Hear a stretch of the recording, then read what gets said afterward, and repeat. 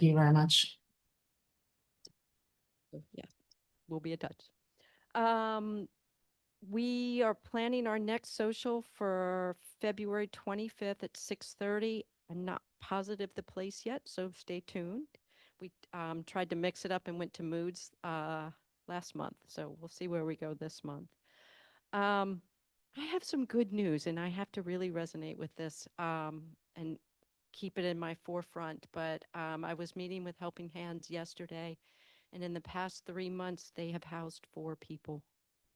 And that's huge. They're a volunteer effort and really the boots on the ground people. So keep up the good work and thank you for your dedication. They are one of our coalition partners, and this is what we do as small groups. So thank you. Um, I do not have any other announcements. Does anybody on Zoom or in the room have announcements? I don't see anything, and I don't see anything on Zoom. Okay, so without further ado, our first guests tonight are Amanda Stoltz and let's see, Jocelyn Vidalis, Janelle Riswello, and they're here to talk about the Unhoused strategic plan.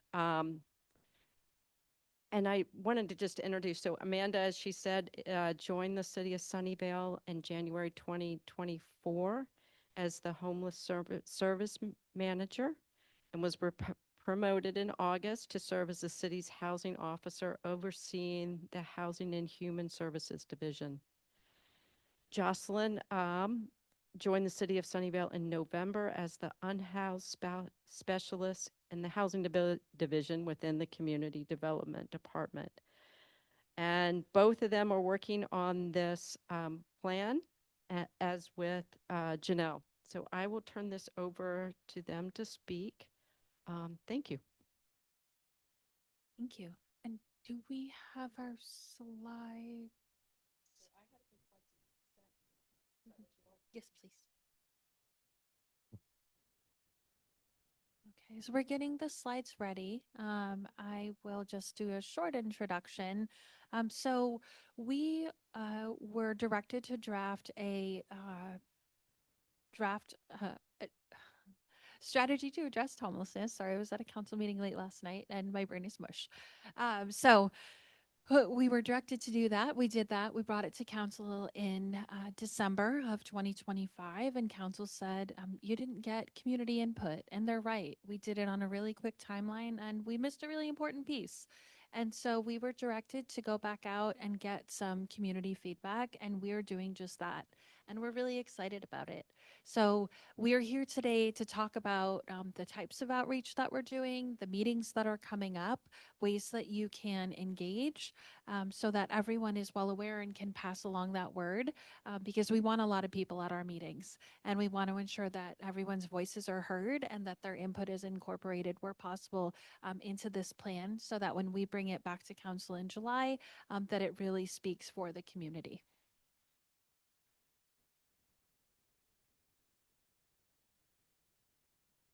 So we're just going to get it off edit mode and into presentation mode, and we'll go from there. It's a pretty short presentation, and if there are any questions afterwards, we can certainly address those as well.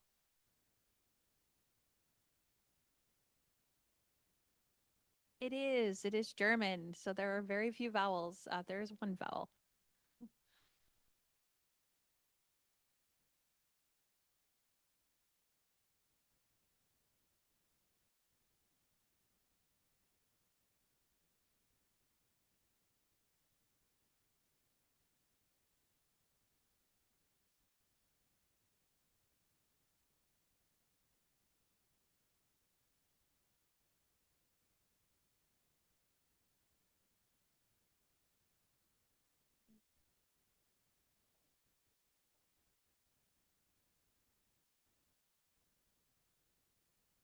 Okay, we may be able to just roll with the PDF.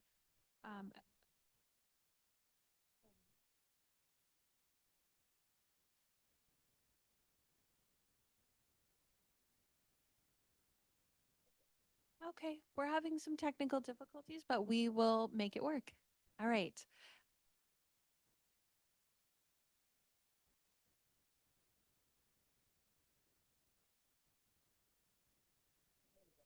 Okay.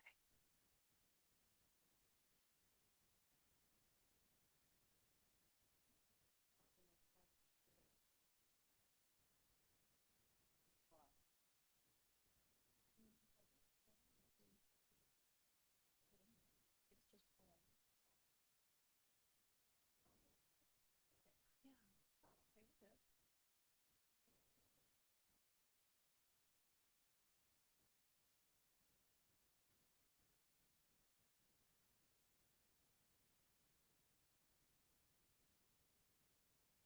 Okay, we're good. I think it should be fine like that. If you can click through the slides as Amanda's. Yeah. You can see it very good. Okay. Is everyone online? Can you all see it as well? Okay, great. All right. If we can we'll just skip straight to slide 3. Okay, perfect. So we'll give you some background here. So again, just as I had mentioned, the city's developing a strategic plan to address homelessness. It will inform our homelessness funding and programming for the next 5 years. And during the next few months, we'll be hosting a variety of ways for city residents to provide input into the plan. And we want to reiterate that the plan itself is dynamic. So if we need to change course in the next few years because something isn't working, or all of a sudden the federal government funds, provides a few $1 million and we need to figure out how to use it, we certainly can change course and make the plan fluid and meet our needs as a community. So next we'll just go into the excuse me plan. So sorry, I've been talking all.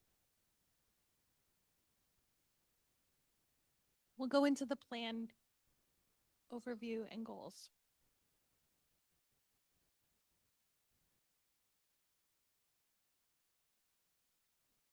Um, we will skip. So the goals of the draft plan are to strengthen regional collaboration and coordination. And what really came about with this goal is that we oftentimes work in silos. We have our neighboring cities that are doing much of the same work as we are. They have some of the same issues that we do. They work with some of the same people that we work with.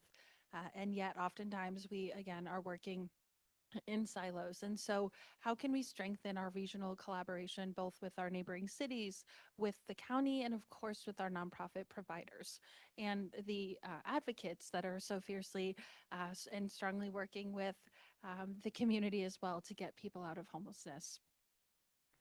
Goal 2 is really about expanding and supporting housing service areas and shelter. And so, housing service areas uh, is a little bit of a unique way of really trying to incorporate a number of different programs that we were really thinking of in this goal. So safe parking could be one of them, or any number of programs that really address vehicular homelessness. We also are considering interim housing here, and of course, affordable housing and permanent supportive housing. Goal 3 is about preventing homelessness and displacement. Now, the county does a lot of robust work with preventing homelessness. They fund 19 different organizations, including Sunnyvale Community Services, to do some incredible homelessness prevention work. We also have our tenant protections program that we are working to develop in the city to ensure that there isn't displacement efforts when there is new housing that is brought on in the area. Goal 4 is about improving the quality of life for unsheltered people in the community. We know that homelessness impacts everyone, from residents that are sheltered and, of course, unsheltered, to businesses and many people in the community. And how can we ensure that there is quality of life for everyone? And so we tried to incorporate a few different strategies that would really look at the working group that the city has internally that addresses homelessness and encampments, as well as opportunities for engagement with people with lived experience to better work on developing the programs with us that are for them and incorporating their voices into the work. And also for, again, our volunteers, our advocates, and people that just care in this community, such as the people here. How can we incorporate you more into the work that we're doing? And goal 5 is about promoting equity and systems integration. And so, really being more data driven than we are right now.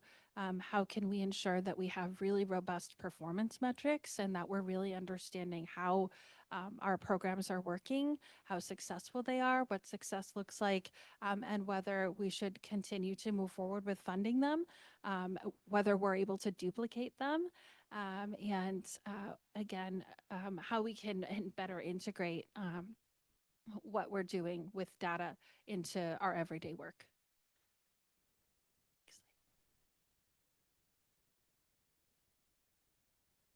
Oh, I see. Okay. Next is the strategic plan timeline. So right now, we are in the midst of getting out there and outreaching to the community, letting everyone know what we're doing, and reaching out to different groups and organizations. So we're reaching out to the business community. We're reaching out to our nonprofit providers. Obviously, we're here tonight. We're going to the Resident Association on Monday. And we are hosting community meetings over the next few weeks. We're doing one-on-one meetings. We're doing focus groups as well with certain different groups such as the Livable Sunnyvale board.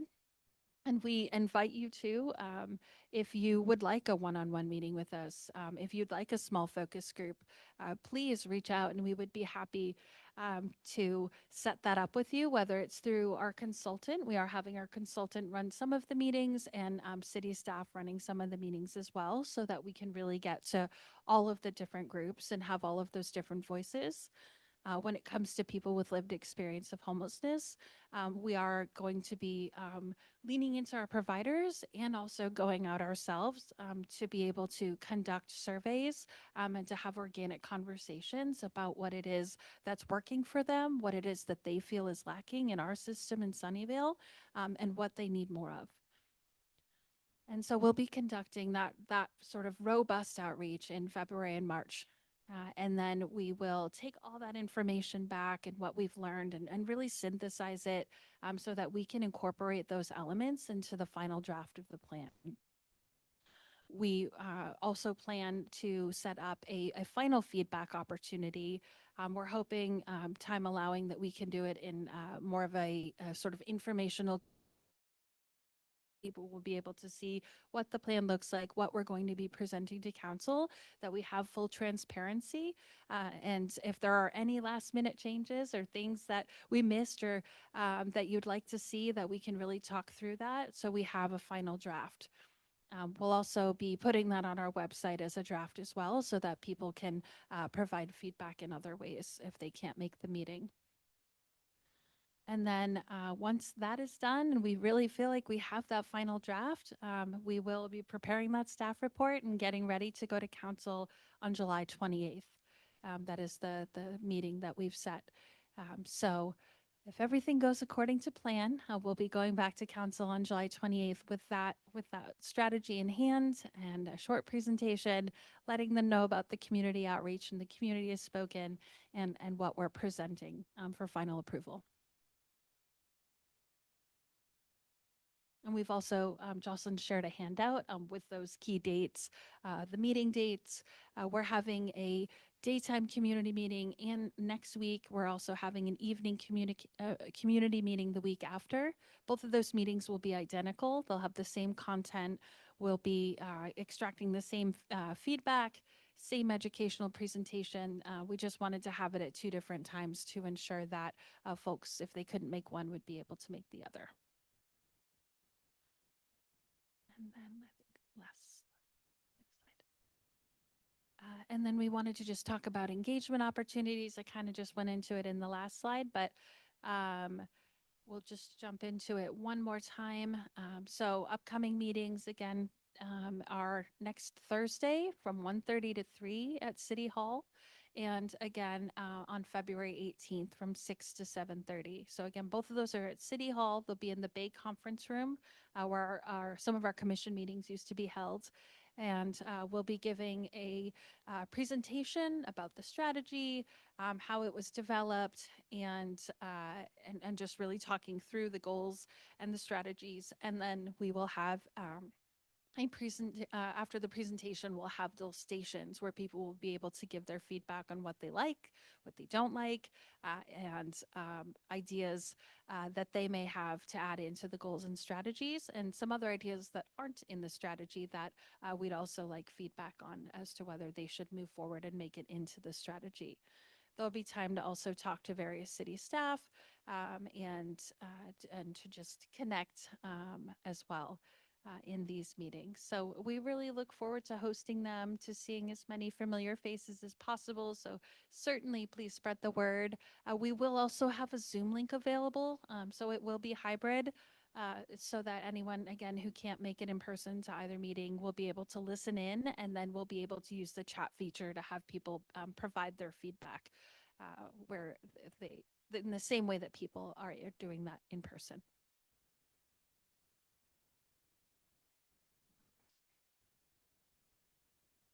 Okay, so again, well, I didn't mention the community survey. We actually are going to have a community survey up very soon. So we'll send the link to Livable Sunnyvale and we'll have it on our website. We'll also send it to our nonprofit providers and others that we have contact with. And we have a Gov delivery email where if people want to receive updates, they'll be able to sign up for those. And we ask that you spread the word about what we're doing. We want, again,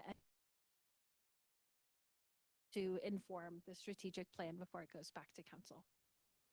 So that concludes my presentation. Thank you for bearing with me. It was a little choppy. And are there any questions?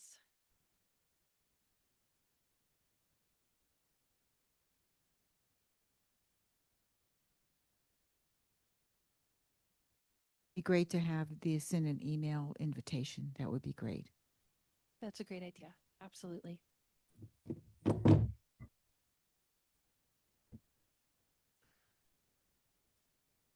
Okay. Absolutely. So I'm not sure if, it wasn't covered in your presentation, but I like the sound of those goals, but I'm curious about the next level down. So, like in my professional life, what I'm used to is, beneath goals like that, usually I'm directed, here are the metrics, here are the outcomes that we're looking for. And then, you put together what are we going to try and do in order to move those metrics towards the goals. So, what you guys can do to speak to what are those metrics, and then how do the approaches that you're taking, what impact do you expect to have, I think would be really useful to see, to kind of gauge, over time, is the plan achieving the goals that you're aiming for in more than just kind of, narrative terms, but actually quantitative terms. Absolutely. And so one thing that the presentation will go over in the community meeting is that beyond those goals, we have strategies in order to get to those goals. And we'd also like community feedback on what the overarching metric should be. Do we want to reduce homelessness by 30% in 5 years? What are we as a community really looking to achieve with this strategic plan? That is something that was not included in that holistic way. We have what the strategies are intended to do. So perhaps the strategy to expand the temporary shelter will go from housing 40 people a year to housing 80 people a year. So things of that nature. But as in terms of overall, like what are we trying to achieve or reduce, or what does that look like? We really are going to be seeking community feedback about that, what the strategy should be doing. So just as a question about background, of course, homelessness is not new to Sunnyvale.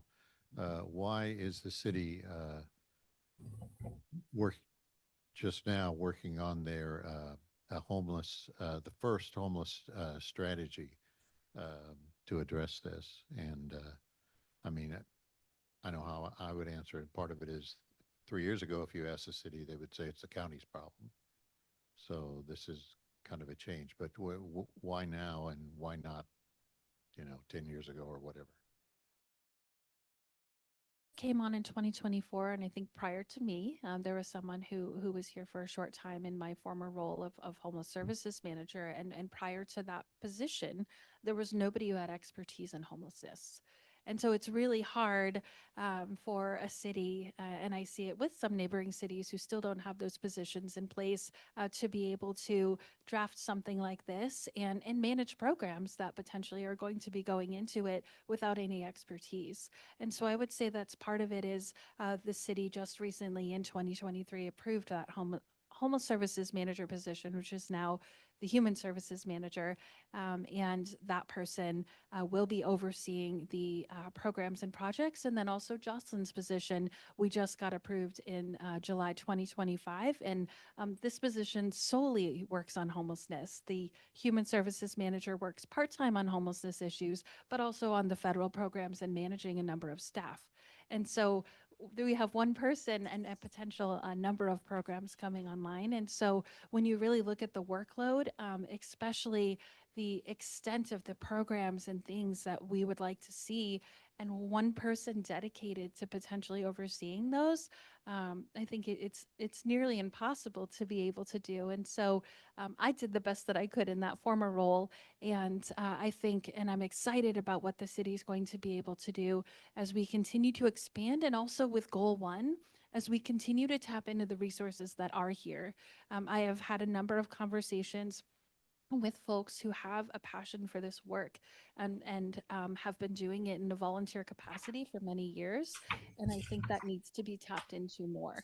And I think we could do a better job of that. And so whether it's forming a work group or a coalition or something where the city and the community members are looking at the strategy once it's being implemented and how we're reaching it, and whether it needs to be revised, and are we meeting our goals, and having those conversations and coming together for that, instead of it just being on the city staff and maybe some of the contractors that we're paying to do the work. I think that there's a lot more to be said for that. And a separate question, are any of these outreach meetings with unhoused individuals in Sunnyvale?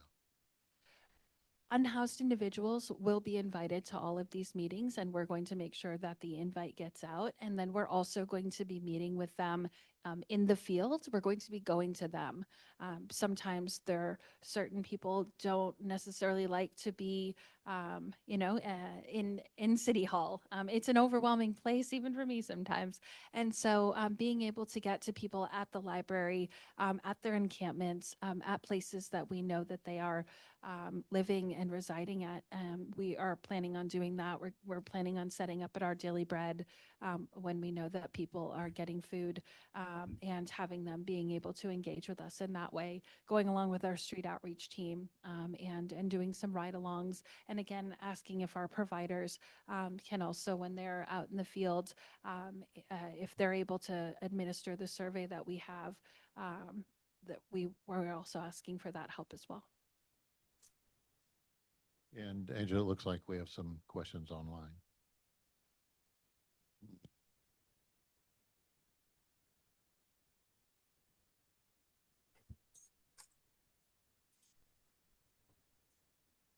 I guess, do you want me to go ahead, or were there other people? Go ahead. All right. Okay, yeah.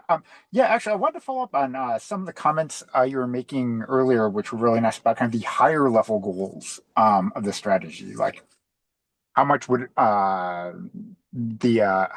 much reduction would we get in the unhoused population with these, and kind of very high level goals? And I think it's great to be kind of focusing on those and lead with those, rather than just kind of polling kind of different members of the community. I think it would be great if staff or the consultants or kind of whatever other experts are working on this, if they could set expectations about what are the resources the city has that they're applying to this, kind of how many millions of dollars they have. Given that investment, this is what is realistic to expect in terms of overall outcomes. Because yeah, if you ask people, it's like, yeah, we would like it to be reduced by 90%, but I suspect kind of the investment we have available isn't enough to achieve that. Maybe what we can invest would only limit the increase to 10% a year. I think it would be really good for the experts to kind of chime in and say, kind of with this level of funding, these are the results that we expect. And then kind of a related point in that is that, oh, if we were able to increase the funding to this level, this is what we would expect. Or looking at different options, if we invest in prevention, more in prevention, maybe that would achieve more. Or maybe if we invest more in this other areas, kind of try to get into the details of how we can apply the investment to different areas in order to reach kind of those overall targets that we'd like to see. It's really helpful. Thank you, Chuck. Want me to go ahead? Scott, then Himanshu, please. Okay. Hi, Amanda. Good to see you. And I think I'll be at your meeting next week. Kind of follow on to some of what Doug was saying. Unfortunately, I used to do goals and objectives and strategies as part of my job. And I look at goal number one, strengthen regional collaboration, coordination, and just my own viewpoint is that sounds like a strategy to do something else. I'm not sure it stands as a goal unto itself. So that's kind of my feedback. And then my question is, explain again what the systems integration was meant to be. Yeah, there are a number of different systems, for instance, that are in use within homeless services. There's the HMIS system, there's our city data services system, as examples. And providers are asked to use a number of different systems in order to get their data in and report. And we're really looking at how we can integrate systems and use disaggregated data where possible to, again, inform the decisions that we are making with programs and with funding to really understand the impact that they're having and who they're serving. So thank you. That helps. I guess my feedback again is maybe the objective is to improve the metrics to which I think is very valid. And the strategy is then through systems integration might be. Thank you. I look forward to the meeting next week. That is really helpful. I look forward to more feedback. Thank you, Scott. Himanshu? Hi. Similar along the same vein that Scott was asking the question about metrics. I think KPIs would be really good for the city to have, especially around We Hope, because I think there are definitely some concerns that we have as part of the HHSV. I'm one of the HHSV volunteers, and we've seen some of the documents come back from the city about what they're doing and what they aren't doing and the touch points and all those things. So I think it'll be really critical for us to essentially ensure that a lot of that is looked at very, very carefully, in addition to also how these things are being tracked in the future. But secondly, I think about the community. I think, you had mentioned specifically initially in your timeline that you were going to be reaching out to the community to talk to them specifically. But I think engaging the community throughout the drafting of the plan is going to be important as well, because I mean, just to be honest, we were extremely surprised in December with the plan that was presented. And so I think it'll be good for us to stay engaged with you. It's really helpful. Thank you. And just to quickly address, we do meet with our providers. We ask them to report quarterly, and we meet with them regularly, monthly, if not more, depending on the different providers. I think we work with almost 20 different providers in some capacity. And so we are certainly working to strengthen the metrics. I, again, have only been on for 2 years and only in my capacity for less than 6 months. And so I have a lot of work ahead of me, but that is definitely something that we want to do, is be more data driven and really look at the performance metrics and not just understand, how many people somebody served, but in the way that they're serving them, what does success look like? Thank you. Great. Yeah, perfect. Thank you. Agnes and then Rose, please. Thanks for coming, Amanda. My question has to do with the funding for the programs that you are mentioning. Just like Scott and Doug had mentioned, I too have had to work on strategic plans in a former life, and I don't see any conversations on funding, not just in the first year, but subsequently through all 5 years. So if you could speak to that, that'd be great. Yeah, you know, the way that the plan was developed, the draft plan was developed was really what do we have right now in a really challenging funding landscape. Our federal funding, we're constantly on edge about because it's been threatened to be taken away a few times now. And state funding is drying up. The HAP funding, while we don't get directly, the county gets, and that didn't come in 25, 26 and is being cut in 27 nearly in half. And that is specifically for homeless services. There are a number of other homeless programs that the state had that no longer are funded, such as the ERAF program, and of course, the Home Key program, while there was a different iteration of it, it no longer funded interim housing or shelter like it did in past years. And so, again, looking at a challenging funding landscape and understanding what we do have on hand, and creating a plan with what we have and what we know we're going to have is sort of the idea behind how the first iteration came about. But I certainly hear that having transparency about whether there is any additional funding, how much funding in general that we may have, so that the community can really help us make some difficult decisions on what should be funded is important. And so as we're leading into those meetings and the iterations of the plan leading up to the final plan, that's something that we're really going to look at and are taking seriously.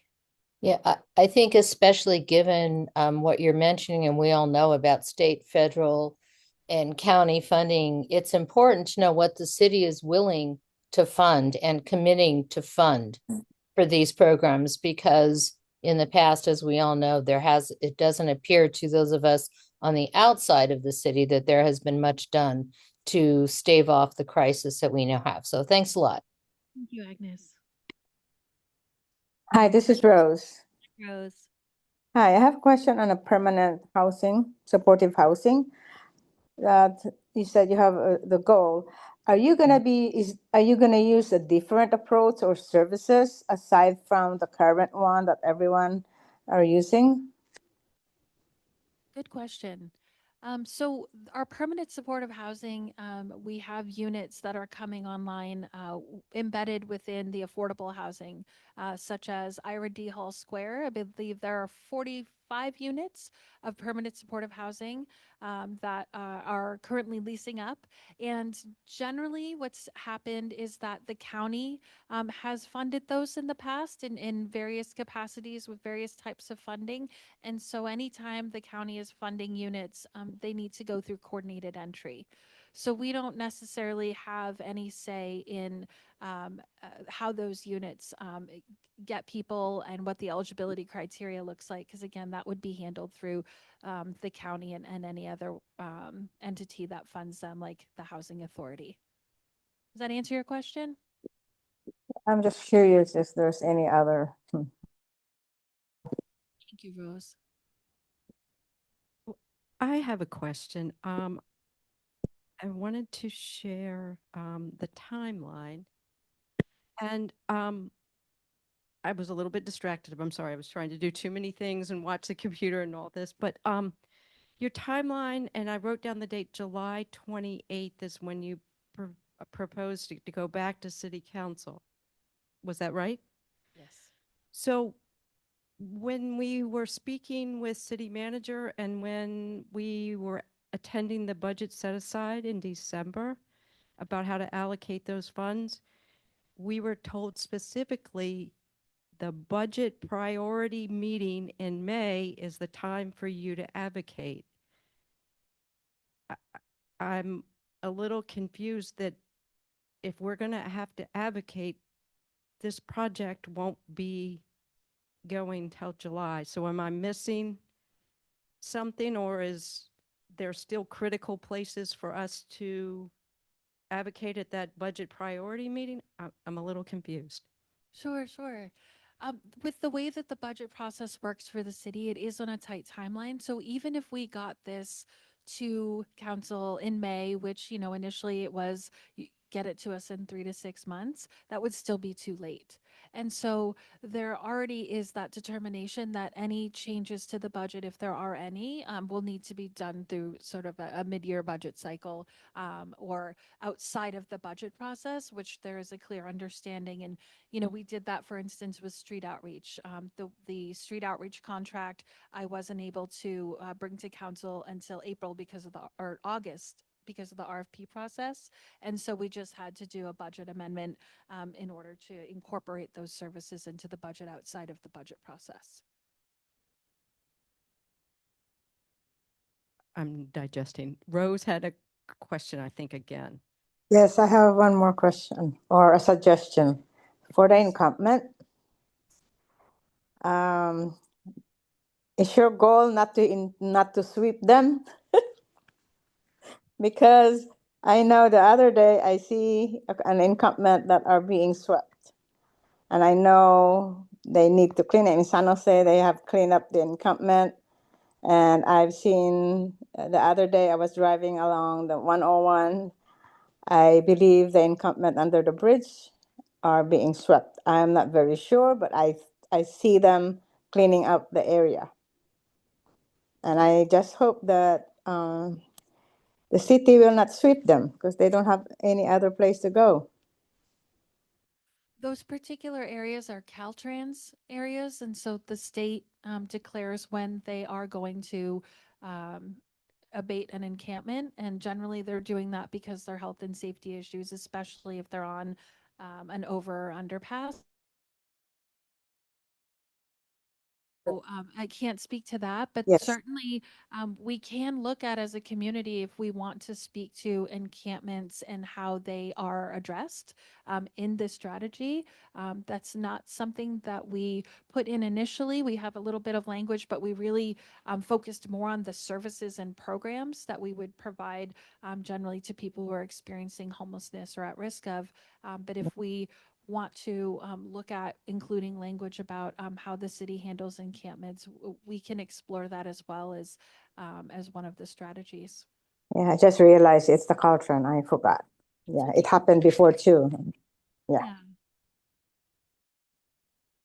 Bree has a question. Yeah, thank you. And thanks again, Amanda and team, for bringing this to all of us. When it first came out in December, our agency and our board focused on the four pillars that you had there and the goal.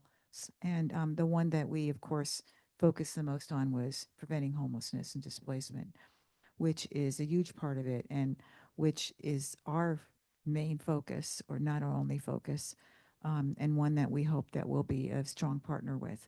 I know it's awkward when the city is also a funder of a nonprofit, but at the same time, our name says Sunnyvale, and we have statistics galore. We just looked at what is happening across our county for assisting people within Sunnyvale and then across the county. And by far, we are the 92% of the assistance in Sunnyvale, which is robust, is happening through this agency for prevention. But it's hard work, and we just sent a note letter in December about the plan. So we're so glad that you already have invited all of us to do this. But the second part was looking at the strategic goals, which gets a bit to Angela's point. So instead of study issues, we're going to do strategic goals. And I hope that means that things are going to be accelerated in the future. But we sent a note out from the board and as well as our agency saying there is a crisis that we don't even see happening. It's like a tsunami that is like you can't see it yet because of the shredding of the safety net and the disrepair that everything is in that started in January, that people are going to lose housing that are housed now, and we can't possibly address all of it. And we're looking at what that might be, but people are going to be unhoused for the first time. And on top of that, we helped last year 865 unhoused people here, and with one or more services. So there really is a lot of, unfortunately, data on people, and well as the need. And we are really concerned, and we're asking the city, and we wrote this in our letter, that the city be able to look at a contingency plan that is to face the emergency that will be coming for the people who are going to be newly unhoused, and then the barriers, of course, to the people who already are unhoused, and to address that in a different way. So what I'm thrilled about is relying on government funding is not, from the federal government, is not going to solve this, or from the state. The county has put together quite a lot of resources, and we tap into a lot of them, many of them through nonprofits like ourselves, and we're one of the biggest arms there doing homelessness prevention. But the need that we'll have to look at for general funds is going to have to be real, and it's going to have to be big, because if not, then the whole community is going to suffer, and it's going to mean some tough choices. And we're going to have to lay bare a lot of these choices that are going to come at us. I'm sorry to paint such a negative picture, but it's truly happening already. And it's only the first week of February. The hits are going to happen throughout now and through June, when people are suddenly taken off of Medi-Cal for the first time. We're helping 40 families who are now in Section 8 in Sunnyvale who are housed. We're one of 3 agencies in the whole county who were asked to take on the challenge of taking 40 of the 40 of the households who thought that they had a Section 8 for lifetime or renewable voucher. And because they may have someone in their family who's of mixed status or not fully documented according to whatever government standards they're now holding them to, those folks were in the crosshairs of ICE, literally. I mean, we knew that they were sharing the data. And so we were asked by that county through a funding from Sobrato to be one of only 3 or 4 agencies doing this in the county for Sunnyvale residents. So there's a lot that has to be done right now, and this is a major call to action that is going to hit Sunnyvale right here. So I know that, and I applaud you for coming in and saying, and as Mike said, this was the county problem. I heard that all the time. I mean, that was 100% of what we heard. And we were getting a lot of county funding in to do the prevention as well as the rehousing. And rapid rehousing is a sport that many of us know how to do. So, but we don't want to get even better at it, because it means that more people are unhoused already. So this is an alarm that I can't say it enough, that this is going to happen. I'm not just saying it's like a 10%. This is going to happen, that our neighbors will be unhoused and we don't even realize we're living next to them. So I'm hoping that whatever we do brings in the voice of the community, but also this sense of urgency and size, that this is going to require us making some decisions at the city level that are going to also help to leverage other decisions being happening at the county level, which is, one of our biggest partners in Sunnyvale Community Services. We are one of the largest that they have. And how can we make the most of that? So anyway, I'm just going on and on here, but this is what's keeping us up at night. We know that where people are coming to us. And finally, I'll say today, because ICE was literally staying in a hotel a quarter of a mile away, we had a third of the people who come for weekly food stay away this week. A third of them stayed away. We had large numbers for the first 2 weeks, 2 weeks past, but we saw it as soon as the gates opened today, that people are terrified because of this week with ICE action with the stadium, and we want to be that safe place, and whatever we can do as a city to make safe havens, if it's at the city or at the library or at SCS, we have to do that because it's going to get worse rather than better for people and that we live with. So anyway, and welcome back to SCS. And bless you for doing this. I mean, I sincerely. I mean, the fact that there's 3 of you. I mean, there were none of you before. I mean, do you realize there was Zippo. There was nobody to talk to. It was like spitting into the wind, going, "Hello, people were unhoused in Sunnyvale. Well, talk to the county. Talk to the county. Raise money, Marie. Talk to the county." And so we did that. But it's not going to be a solution that will satisfy our city's well-being without that. So and there's going to be a 4th. This is great. So it's like replication. It's like the instant printing, So welcome. And but it's going to be a rough ride, and we're going to be tough in giving feedback. We're not going to put any gloves on this. We're going to be pretty raw about it because we have to fight. Thank you, Marie. Sure, Chuck, please. Oh, I'm good. Thanks.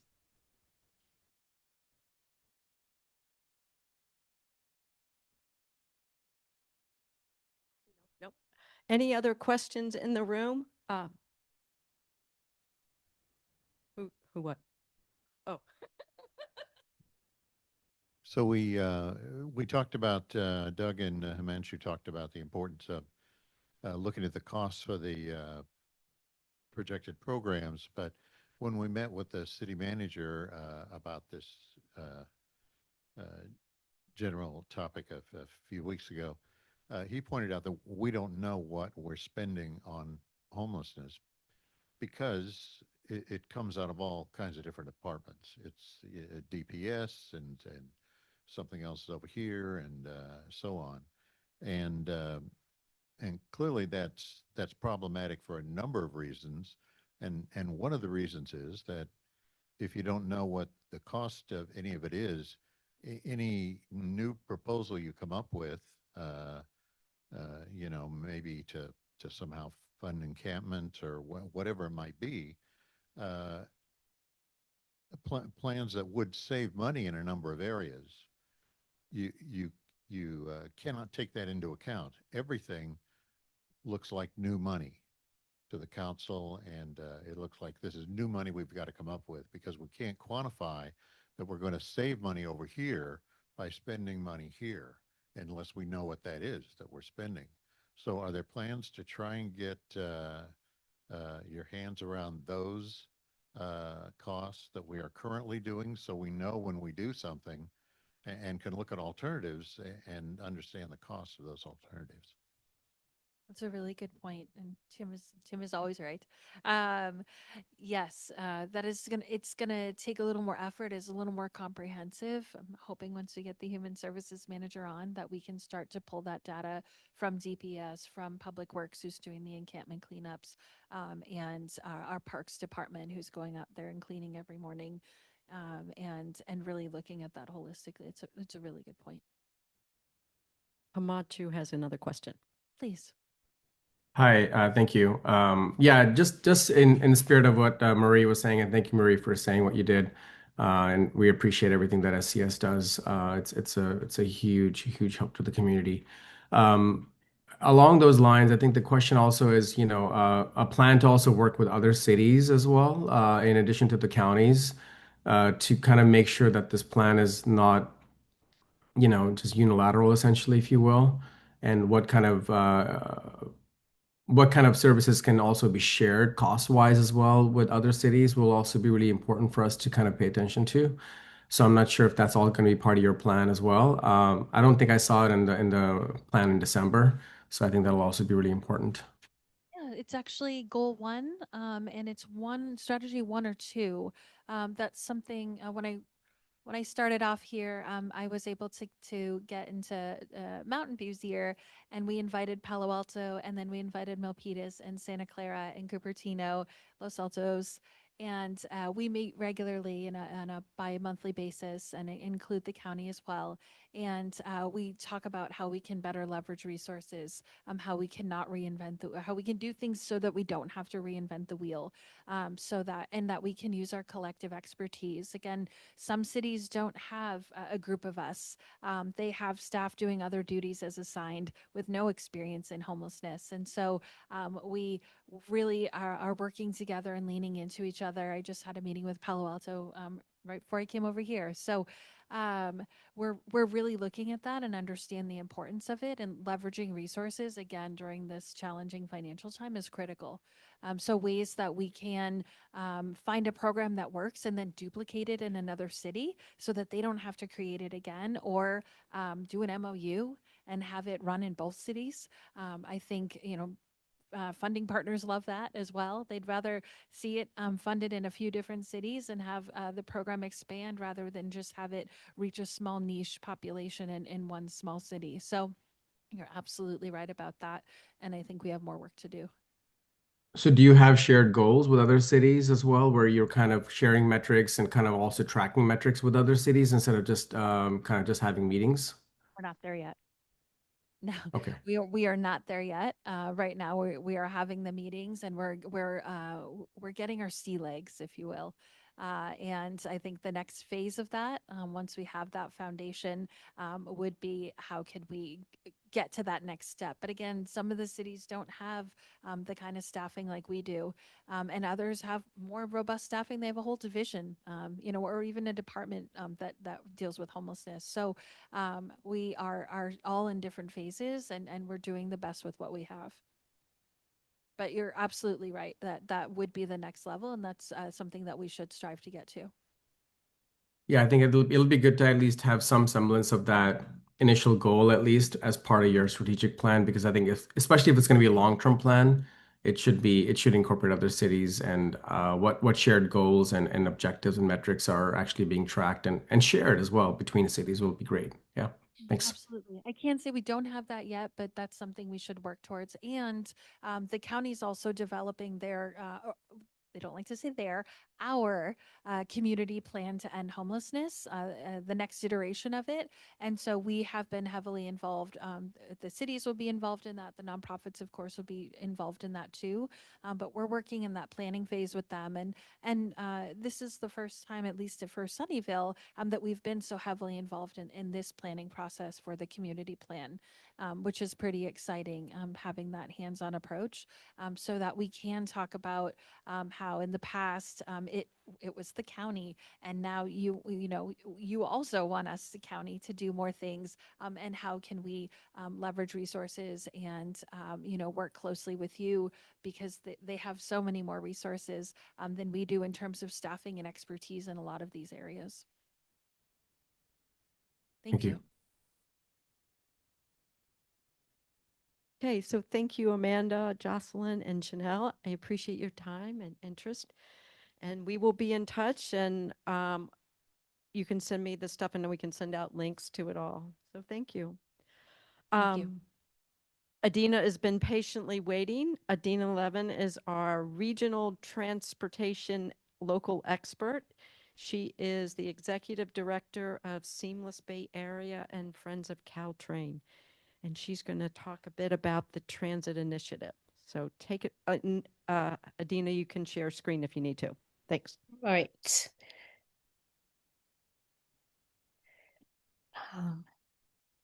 So thank you very much for taking this time to consider funding for public transportation. As from the previous discussion, housing and homelessness is a really big challenge and a deepening challenge, and in order to address that is a big part of Livable Sunnyvale's mission is supporting affordable housing, as well as climate, and those goals would be set into hard reverse if we have major cuts to our public transportation system. And So I'm going to talk about the Connect Bay Area ballot measure, which is aimed to prevent that and support goals of affordable housing and climate. Let's see.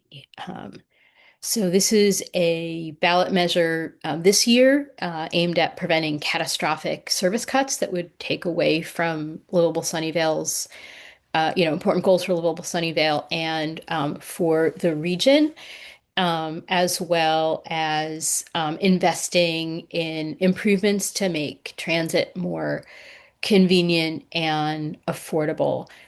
So I think, many of you know that Seamless Bay Area is a nonprofit supporting a world-class and high ridership and equitable and accessible public transportation system.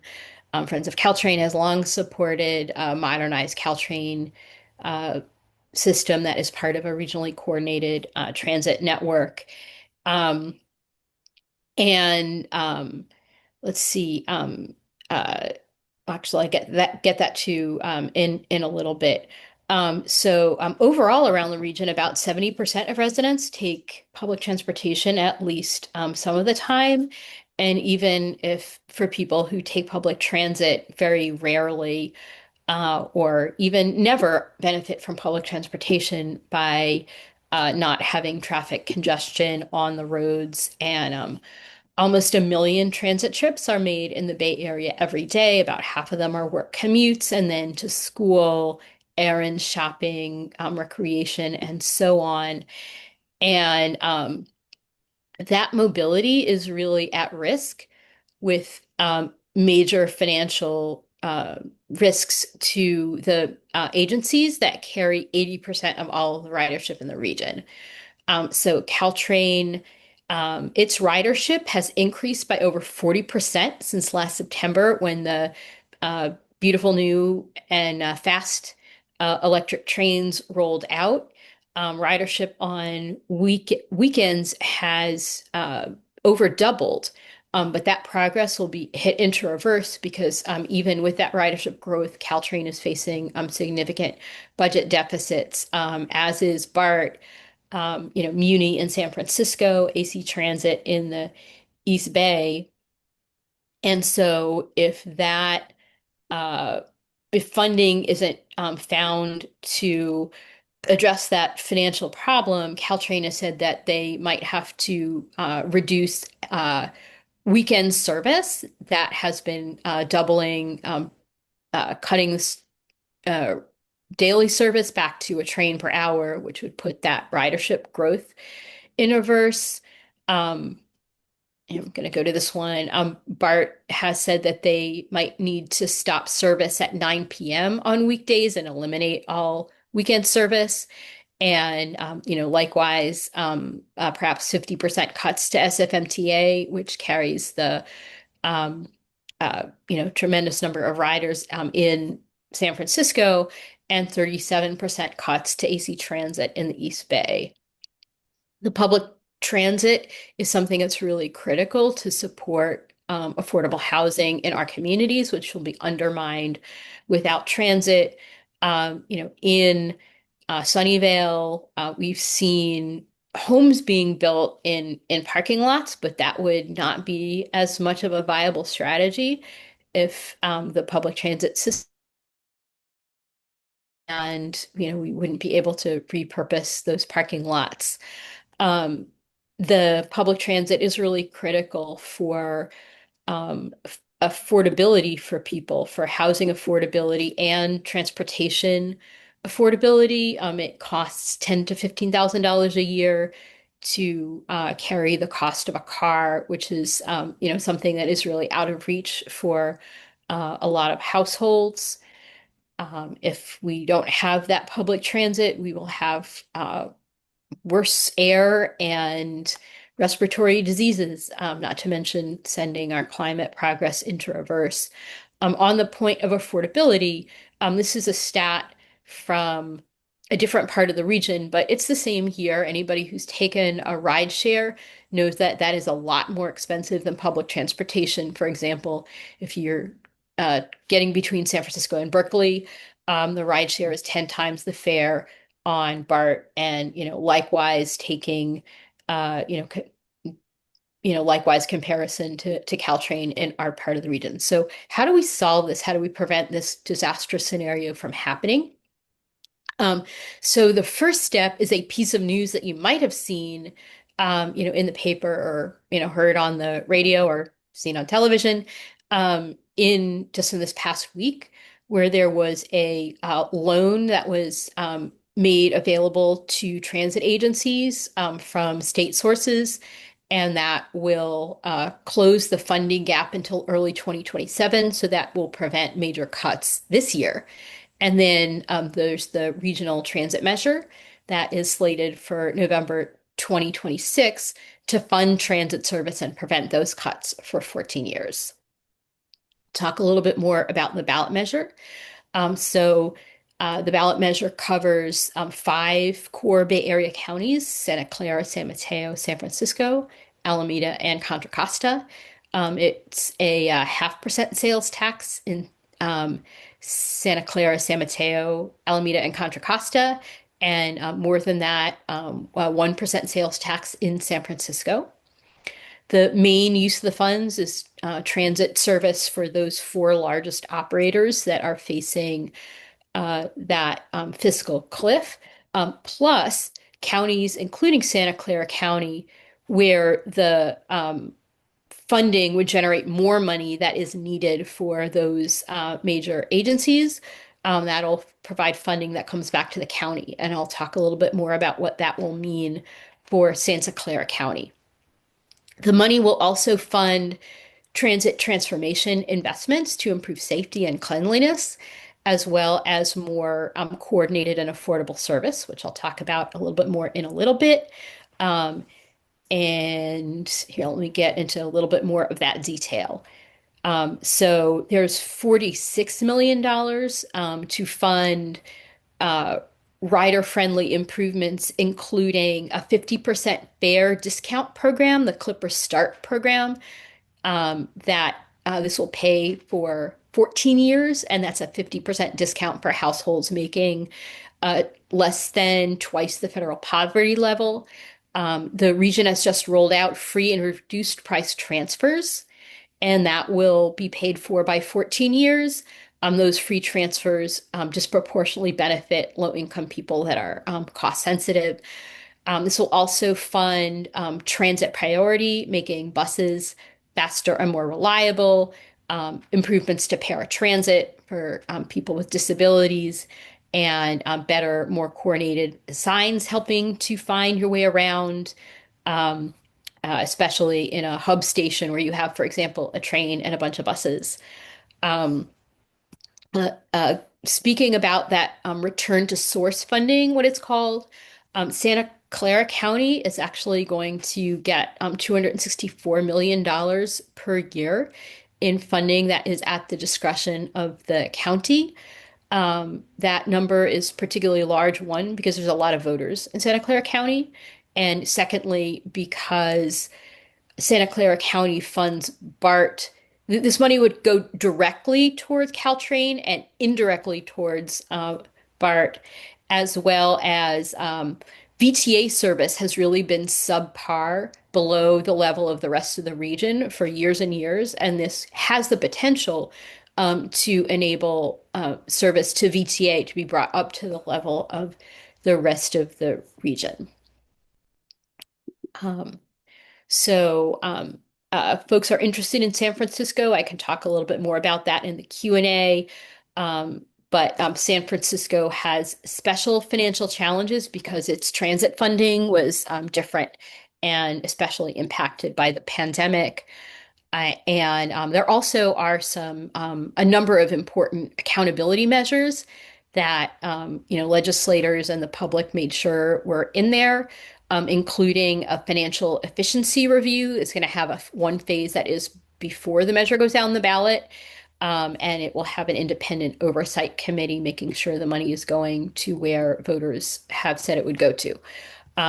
So this slide describes what VTA has talked about potentially using that return to source funding, starting with the Visionary Network, that is improvement to service to bring it up to par to the rest of the region.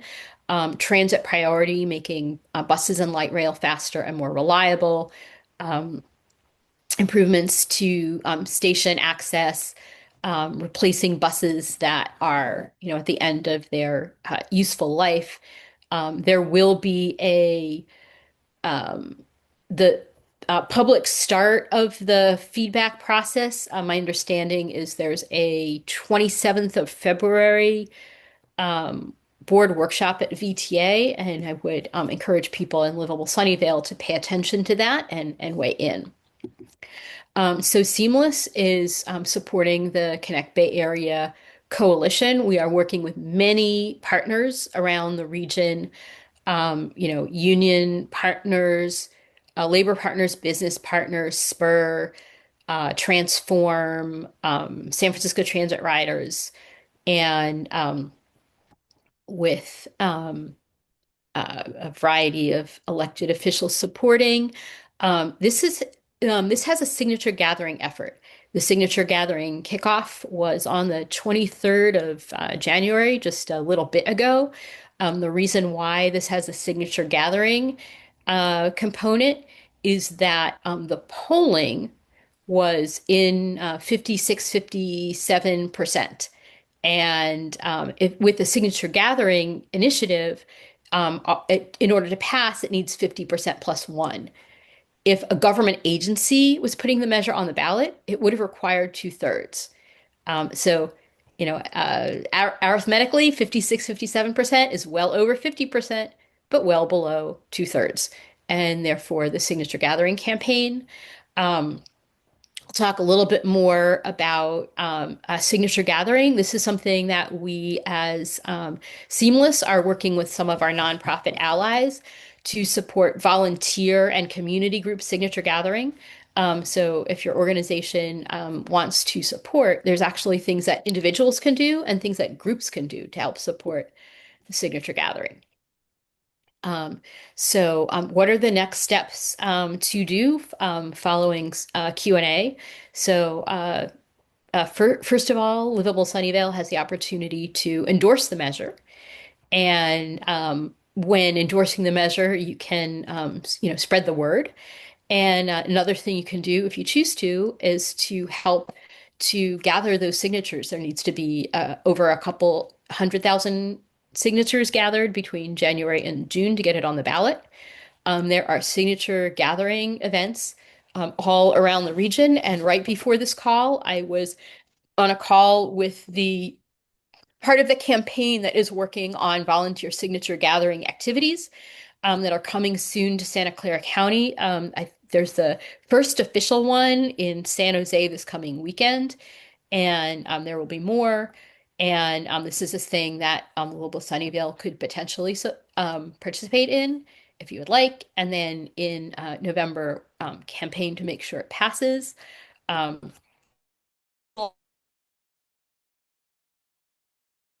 Doing the volunteer community signature gathering in the East Bay for a week or two. And they have many activities coming up, and we're going to look like that in Santa Clara and San Mateo counties very soon. Another thing is to think about what other organizations that are in the network to share and present to get the word out. We're doing social media stories to tell the story of what it's like, who depends on transit, to help really put a face to the issue. And actually, one more thing that we're looking for is some storefronts or nonprofits where people can pick up and drop off signature forms. So before we're done, if anybody has any good ideas for that, we'll that's a thing where it would be helpful to have in Sunnyvale. Let's see. I see that there are the comments here were from the previous topic, so I will stop now and be happy to take questions. Oh, Adina. So Doug has a question first. I'll let him talk. I have a couple too. Here you go.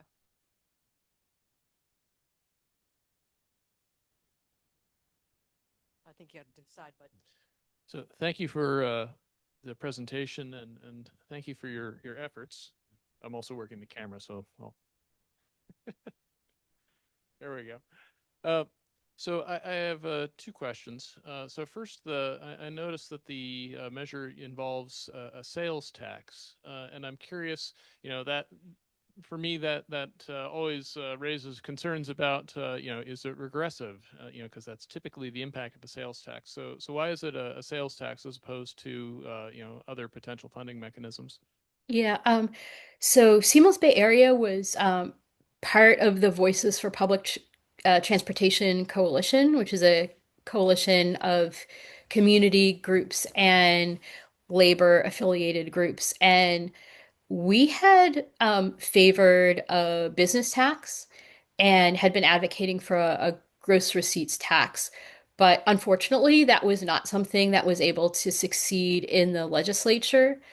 We had major business groups who were saying that they would do a funded opposition if it was a business tax, and we did not have the political power and fundraising power to defeat that.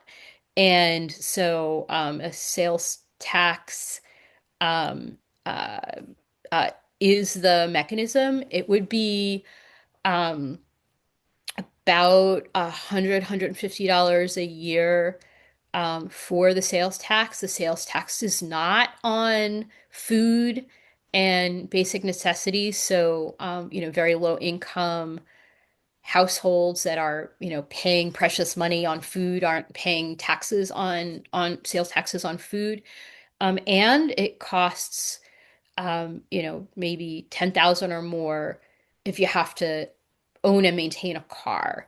So overall, even with the sales tax, it's a lot more affordable to use public transportation. And if public transportation really imploded, it would be a lot more of a cost burden on low income households. So that was not our first choice. We worked very hard to try to not make it be the first choice, but we think that it is much better to maintain and improve the public transportation system. It's better for affordability than the alternative. So thank you. That's helpful. And then my second question. Uh, if I'm going out and pitching this measure to friends of mine, I do tend to encounter some skepticism about the way that VTA spends its resources. For example, why is it going all the way up to Santa Clara and duplicating Caltrain service rather than stopping in downtown? What kind of how would you answer that kind of a question? How would you suggest I respond? Okay. So there is a I there's a technical answer and a substantive answer. So the substantive answer is that this ballot measure funds the service. It funds the service to Caltrain service, BART service, and improvements to VTA service, which is below the level of everywhere else in the region. And that's what this ballot measure does. If the ballot measure does not pass, then we lose that service and have a much less useful public transportation system. The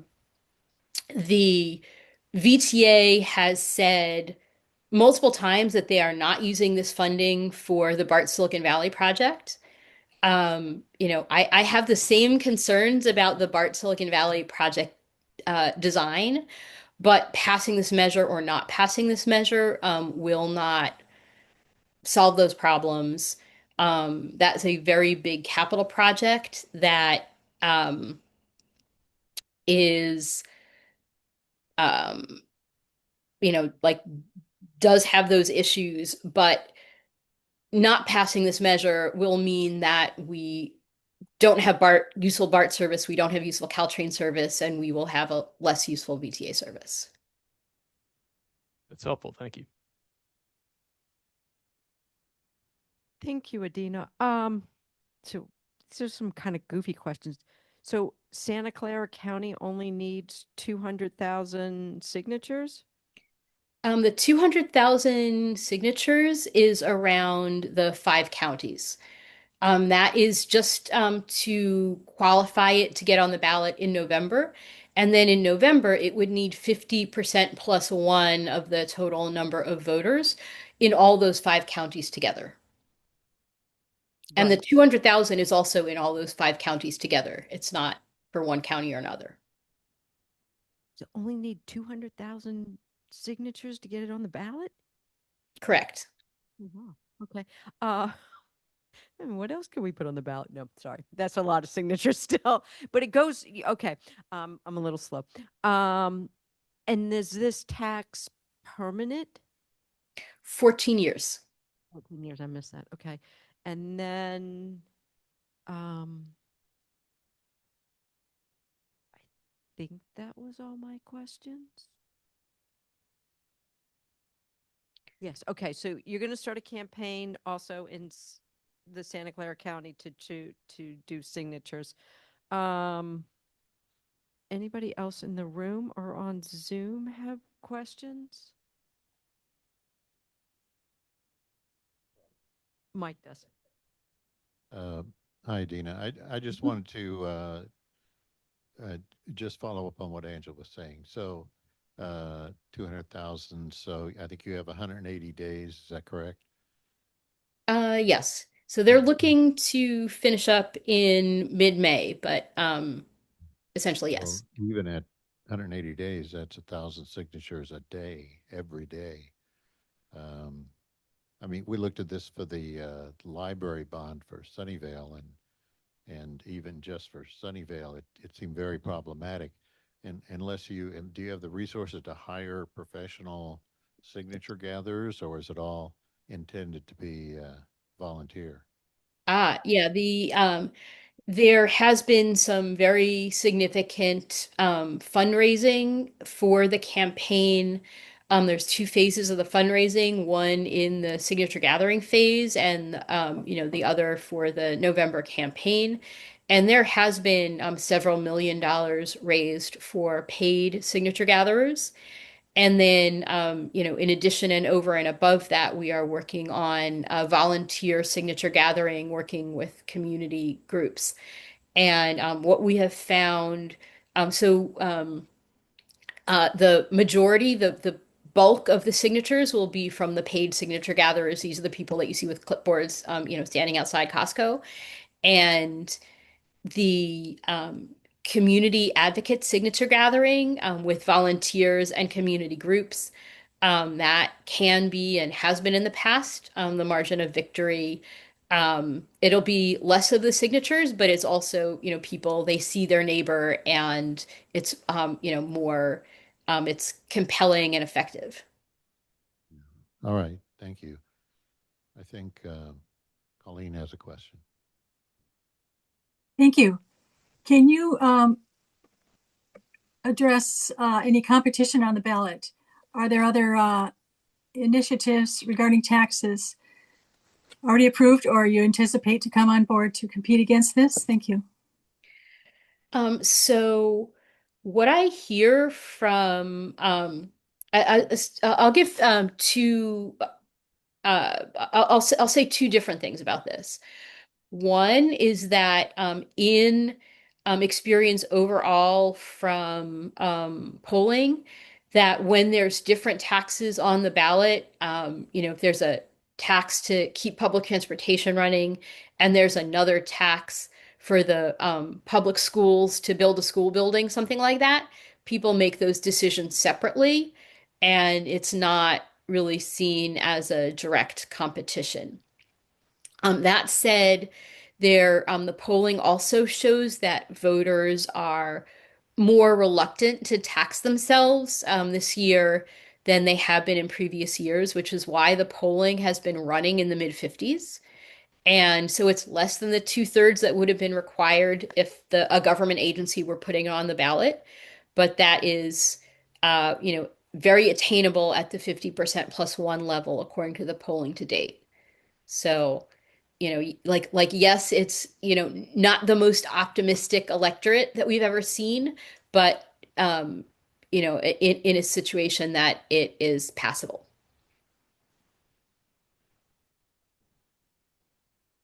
Can I say something? Oh, okay. Margaret Lawson. Can I say Margaret, something? Scott. Yeah, my concern about this, Adina, is that we just passed a tax in Santa Clara County for hospitals, and then there's a lot of fussing going on. Is that money really going to go to hospitals? I think this tax will bring us up over 10%. And that's a lot of taxes on an item. You buy something for $1 and you're paying $1.10. And that's just a concern that I have out there about it. I think that it's very well meaning and I would support it. But I'm also concerned that because Santa Clara County just did this tax, what was it, Measure A or something or other, I can't remember which one it was. I just have that concern. I don't know about the other counties, if they had a similar measure in the last election. Yeah, so I can't speak specifically to that tax in Santa Clara County. What I can speak to is that there were a number of elected officials that had that concern about going over that 10%, which is really potentially a psychological hurdle, and were really concerned. And Santa Clara and San Mateo County needed to affirmatively opt in.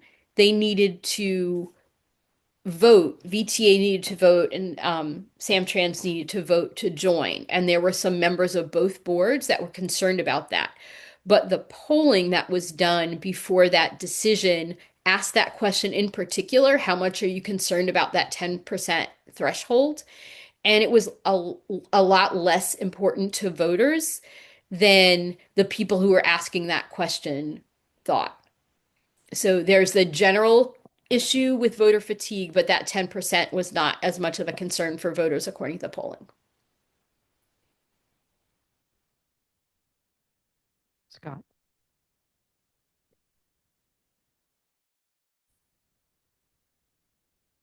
Scott, do you have your hand up? Yeah, thank you. You had a slide on sort of the administration and audits and all of that. I guess my question is, what is in that language there that ensures that the sales tax, if approved, really does go fully towards maintaining the services and the discounts that you talked about versus, I'm probably going to make a very unpopular statement here, versus padding some often generous pay packages of some of the people working in these organizations, especially BART. And the follow on to that, is there anything in there that increases the accountability or auditability of BART, which has been extremely resistant over the years to any third party audits? Yeah. So the So in terms of the expenditure plan, how it's being used for transit service, that language is very clear. And there is a provision that you can't use it to swap money and then not maintain the service. That's something that the ballot measure language says must be done. In terms of actually, with the BART and the Inspector General auditing issue, they had an issue with the previous Inspector General that fought with the agency, but they have had a different Inspector General for a couple of years now, and that has been much more orderly and robust, based on like I am not the most full-time watchdog, but I've been seeing them doing, regular reports and, in an orderly and reasonable fashion. The other thing I think that you will like is that the measure includes a two-phase financial efficiency study. The first phase will be done before the measure goes on the ballot even. And then the second phase will look at the the cost effectiveness of focusing on the four agencies getting the vast majority of the money, BART and Muni and AC Transit and Caltrain.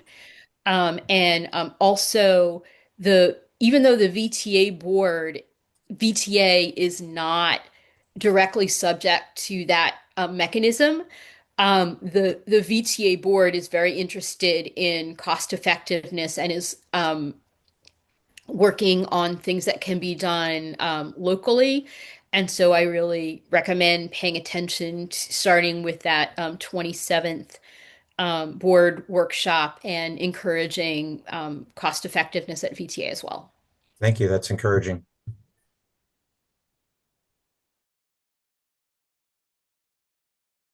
On one of your slides, I believe there was a URL for anybody who is interested in helping to gather signatures, and that kind of flew by before I could write it down. Would you mind repeating it, please? I can drop it into the chat. And so right now, there is the signature gathering volunteer activities in Santa Clara and San Mateo is just ramping up. That is a link where you can see where those activities are. And if Livable Sunnyvale decides to endorse, then there are other organizations in other cities that are already planning on hosting signature gathering activities, and Livable Sunnyvale would be welcome to do so if you want to. Turned it off and now I'm on. Thank you, Adina. You know, it is such a treat to have you speak because you know everything.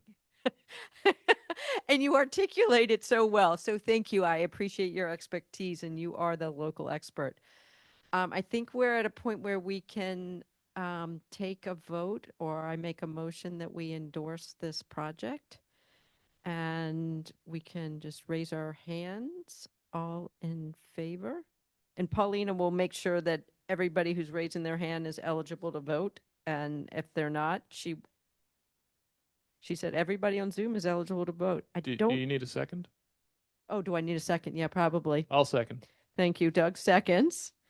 All in favor? They were raising their hands, and Paulina's writing it down or taking a screenshot.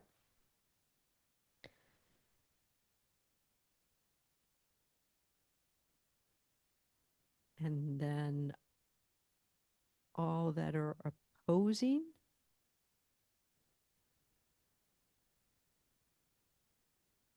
And any people abstaining. Okay, I think we're good. We get to vote again on another measure. Thank you, Adina. And please, you'll keep us in the loop. I know you will. So when the signature starts, and this is something, of course, we can do at, hold signatures at our social. And if we can find other capacities to do that, we will do that. Thank you. And for the endorsement, by the way, the form, you need to upload a logo. So I'll send out the link to the form so that you can formally endorse and have it show up on the website. Beautiful. Thank you. All right. Thank you so much. And so our next vote is to vote on our board member bylaw update. So it says in the section of members, if it falls below the minimum required, the remaining board members and officers may take only those actions necessary to A, meet legal obligations, B, protect the assets of the organization, and C, call a meeting to elect additional board members. So I move that we accept this new bylaw. And is there a second? Paulina seconded. Paulina seconded. And then all in favor, if you raise your hand. Do you want to speak to your motion at all? No, I think we spoke to it last time. Basically, we hope this doesn't happen, but we do feel that there was a lot of work put into going to a 501c3, and just because we might fall below 3, we don't want to miss that and have to redo that. So I think that's all I want to say about the motion. So this kind of puts some guardrails and all. And everybody in favor, and Pauline is writing down everybody who's raising their hand on Zoom and in the room. Wordley, of course, is not allowed to vote and will not abstain. Anybody abstaining? Or anybody saying, well, yeah, any abstentions? And then anybody not in support of the motion? I think we're good there. Just see who's in the chat saying something, if that was old or new. No, I don't think so. Well, Rita voted yes. So I think we're good. We are having a board meeting next week. We are not ready to reveal who is our speaker and what our topic is for March. I've got some feelers out there, but if anybody has something, please email me. I think if there are any other new business or any other announcements. Okay, so our meeting is adjourned. Have a good night. Thank you all. Appreciate your time.